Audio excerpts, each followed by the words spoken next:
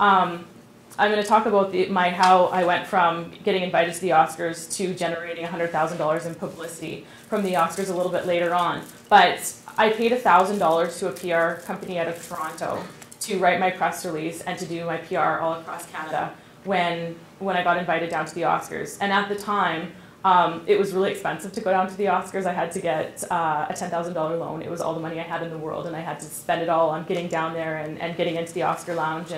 And to spend another $1,000 on PR was just like, oh, this is all the money I have to my name. But it was the smartest thing that I ever did, because that $1,000 was pretty cheap because they did my PR all across Canada. So what they did is they wrote this dynamic press release that I've included a copy on your chair just for you guys to take a look at as an example.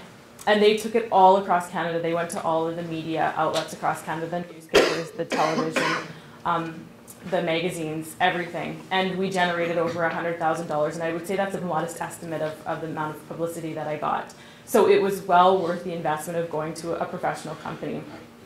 So just the moral of that story is, if you have a big opportunity, if you're named 50 best managed companies, or if you're doing something that's really innovative in your industry, hire a professional company so that you can focus on what it is that you're needing to do best, and they can focus on what they do best. Don't bombard the media. They'll never run your story if you bombard them. I know people who send out press releases on a weekly basis. They're just going to get annoyed, and they're not going to run your story. So there's a happy medium between bombardment and sending out press releases for when things actually are pertinent and exciting to the media. Again, make friends with the media. I'm not going to give you a whole list of where you need to go to meet the media in your industry, but you have to figure out who the media in your industry are.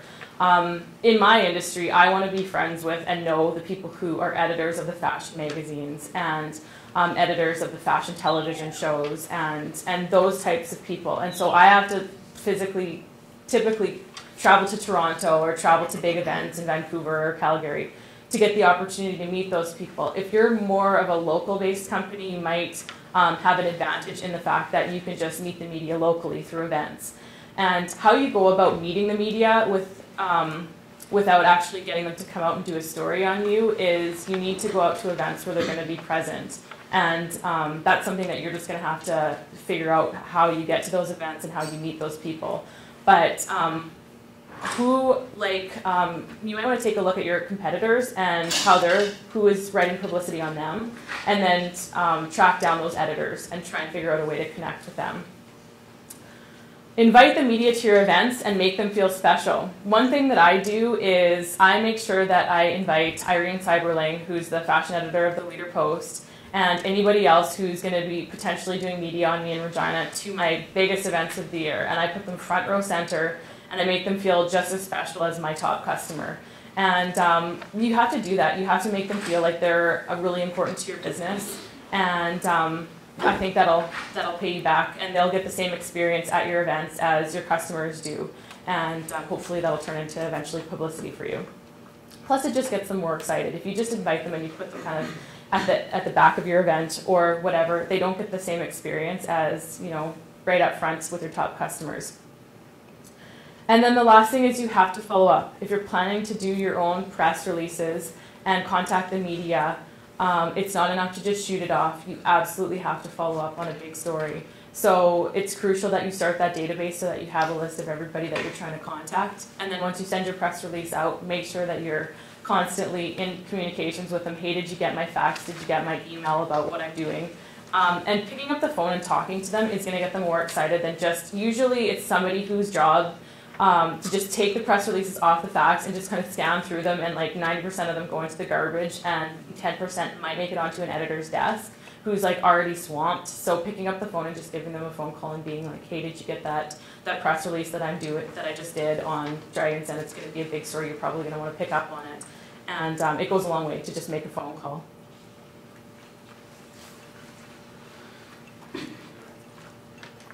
Another thing that I put into my show that I'm certainly not an expert on, but I wanted to touch on this morning, was Twitter.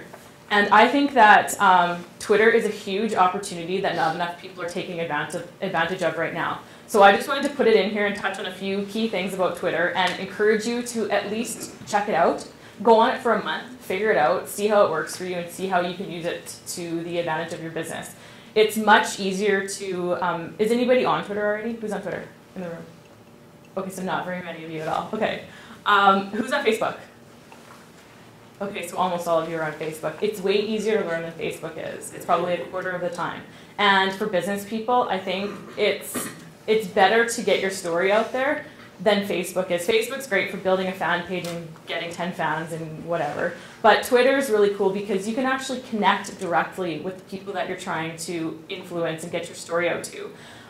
It's a little bit more tricky because you actually have to get them to follow you to get them to see your updates, or you can send them direct messages. But if you can get them to follow you, or if you can send them a direct message, you can actually connect with like I'm following all the fashion magazines, I'm following Oprah, I'm following people in the jewelry industry, I'm Tory Burch, who's a really famous designer. So I'm following all these people, and not only do you get to see what they're working on and what's getting them excited, but you also have that opportunity to interact directly. So if you're not on Twitter, get on it, try it out, add the key media people in your industry that you can find. It's going to take a little bit of searching around. You're probably going to have to like search for one person and then look through their people who they follow to try and find other people and just do it like that. Watch what they're tweeting about, see what they're interested in, and figure out how you can get your hook to pitch to them. And use it as an opportunity to get your opportunity out. As a kind of a rule of thumb, the same rules apply on Twitter as they do in the real world. You don't want to bombard people with information that's useless on Twitter. Don't tweet about what you had for breakfast because nobody's interested in that.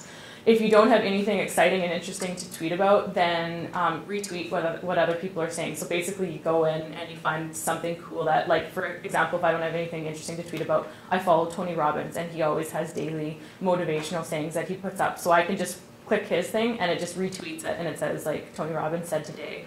And so that's a way of keeping people that follow you top of mind to them. And also you don't have to come up with your own original material every single day.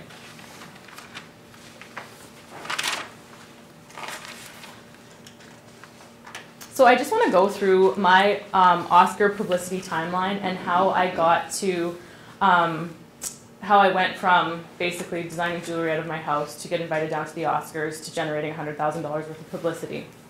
So in the summer of 2007, I joined the Toronto Fashion Incubator.